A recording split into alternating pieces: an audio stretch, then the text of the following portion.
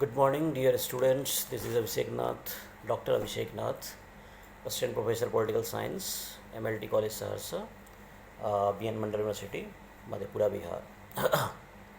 आज हम लोग MA सेमेस्टर फर्स्ट के लिए जो टॉपिक है recent trends in political theory, जिसके अंतर्गत ओरिएंटलिज्म एक टॉपिक है, उसके बारे में बातचीत करेंगे। ओरिएंटलिज्म का मतलब है पूर्व से संबंधित, पूर्ववाद आप कह सकते हैं। ओरिएंटलिज्म जो है ये टर्म ओरिएंट से बना है। ओरिएंट का मतलब है पर्टेनिंग टू ईस्ट। जो ईस्ट है, पूर्वी, उससे जुड़ा हुआ है। पूर्वी का यहाँ मतलब लोकेशन से है, ज्योग्राफिकल लोकेशन के से है। ओरिएंट का एंटोनिम या उल्टा है, जिससे आप कह सकते हैं ऑक्सीडेंट। ऑक्सीडेंट मतलब होता है वेस्ट, यानी जो वेस्टर्न कंट्रीज़ हैं और जो ईस्टर्न कंट्रीज़ है। वेस्टर्न ईस्टर्न के लिए हम लोग ऑक्सीडेंटल, ऑक्सीडेंट एंड ओरिएंट भी यूज कर सकते हैं। क्लासिकल इंग्लिश में ज़्यादा इसको यूज़ किया जाता रहा है। तो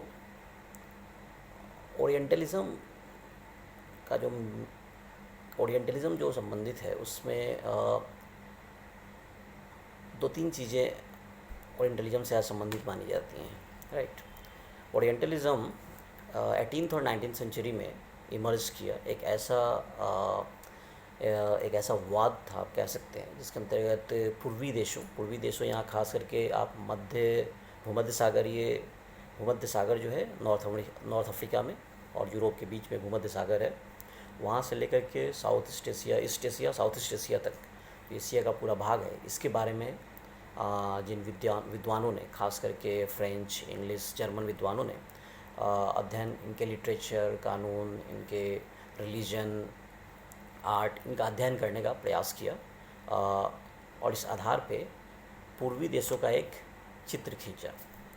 पूर्वी देशों के बारे में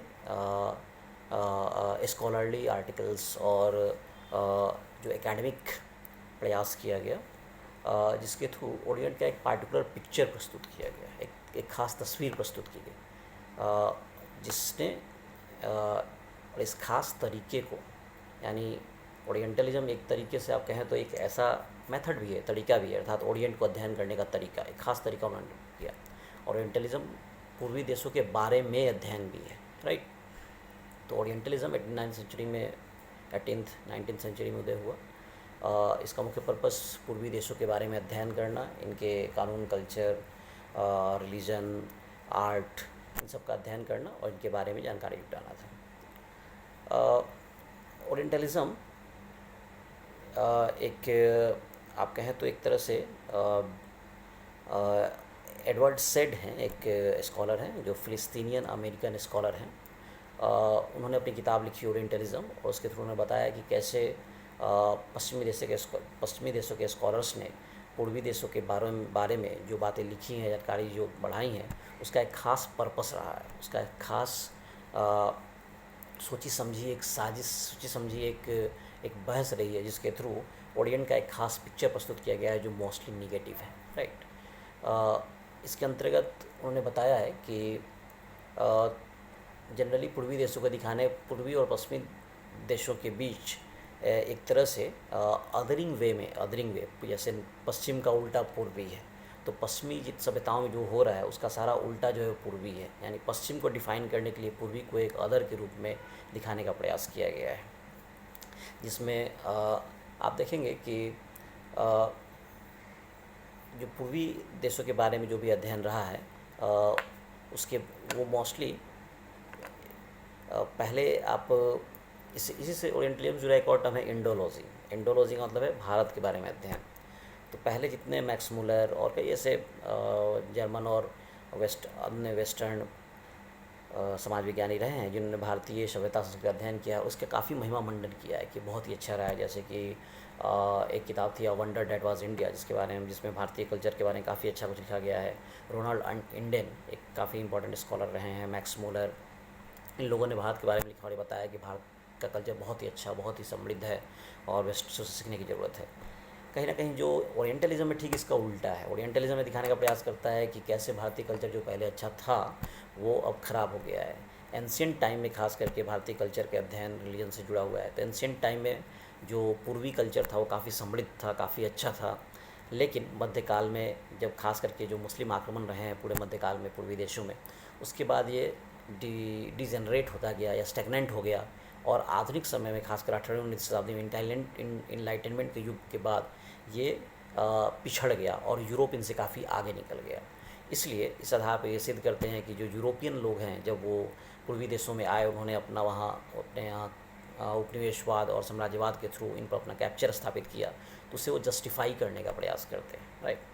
तो ओरिएंटलिज्म एक ऐसा अध्ययन है जो कि पूर्वी देशों का एक खास प्रतिचित्रण करता है, जिसके थ्रू यह बताने का प्रयास किया जाता है कि कैसे western culture, western bureaucracy, western governance, western state ज़्यादा अच्छा है, बेहतर है, और उसे क्यों पूर्वी देशों पे शासन करने का अधिकार मिलना चाहिए, पूर्वी देशों पे शासन करना चाहिए, उन्हें सभ्य बनाना चाहिए, उनके आर्ट कल्चर को समृद्ध करने का प्रयास करना चाहिए।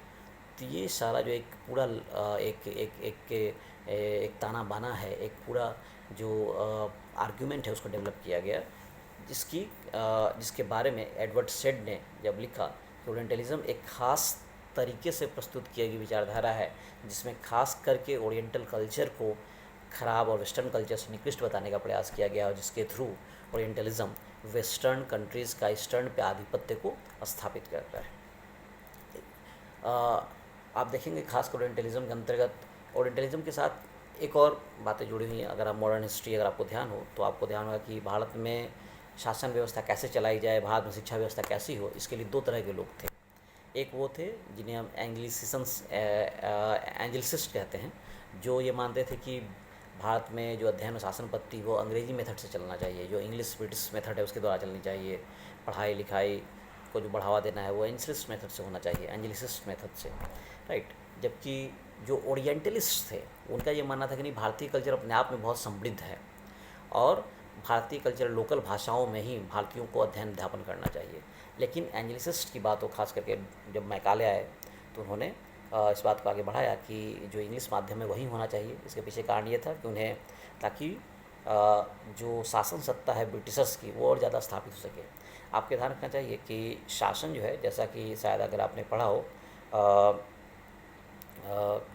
लुइस अल्थुजर ने, जो न्यू मार्क्सिस्ट, कई बार स्ट्रक्चरल मार्क्सिस्ट भी कहा जाता है, उन्होंने दो ये बताया है कि शासन जो होता है, राज्य शासन दो तरीके से करता है, जिसको उन्होंने कहा है एक कोअर्सिव एपरेटस और दूसरा कहा है ideological apparatus, right. Coercive apparatus जैसे कि ब्यूरोक्रेसी है, पुलिस है, मिलिट्री है, जिसके द्वारा सीधा कोर्सन के थ्रू आधिपत्य स्थापित किया जाता है। लेकिन जो आइडियोलॉजिकल एपरेटस है उसके थ्रू आप सोसाइटी पर, उसके कल्चर पे अपनी विचारधाराओं से कैप्चर करते हैं, राइट।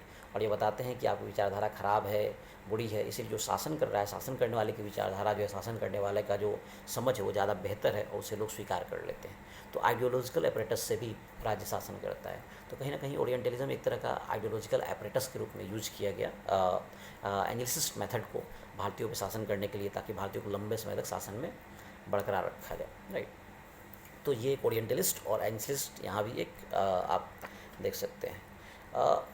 तो मोस्टली जो ओरिएंटलिज्म का जो पर्पस रहा है, जिसे खास करके एडवर्ड सेड ने आगे बढ़ाया और बाद में और कई सारे स्कॉलर्स रहे, लेकिन बाद में ऐसा देखा गया कि यह आरोप लगाया गया कि इवन ओरिएंटलिज्म भी अपने आप में एक ऐसी विचारधारा के